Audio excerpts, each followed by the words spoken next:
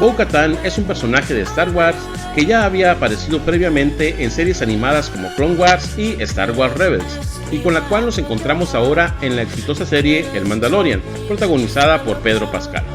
A juzgar por lo visto en los primeros capítulos de la temporada 3, Bo-Katan está destinada a tener un rol más protagónico de lo que nos tiene acostumbrados. Hoy estamos haciendo el unboxing del casco de este personaje.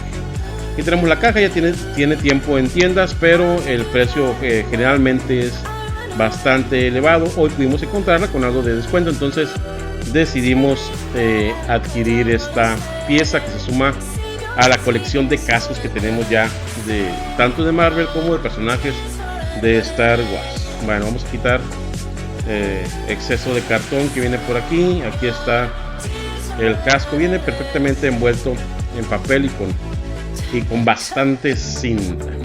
Esta es la otra pieza que se va a unir, va del lado izquierdo de nuestro helmet o nuestro casco de Bo-Katan de Star Wars. Ahora sí vamos a quitar todo el exceso de papel, viene con demasiada cinta.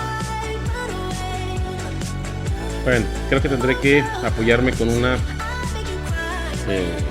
ahora sí, ya le cortamos un poco a un lado y vamos a proceder a sacar el casco. Viene perfectamente envuelto, no trae plástico burbuja ni nada por el estilo, pero sí está bien protegido por lo que es la caja. Y ahí ya está ya el casco nuevecito, está perfecto.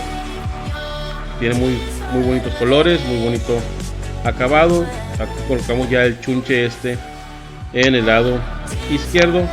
Es un casco que la verdad está muy bien hecho, luce mucho.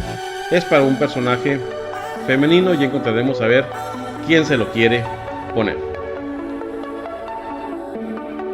Bueno, y parece que tenemos un voluntario. Se va a colocar el casco de Bo-Katan, nuestra preciosa princesa. Y ahí está.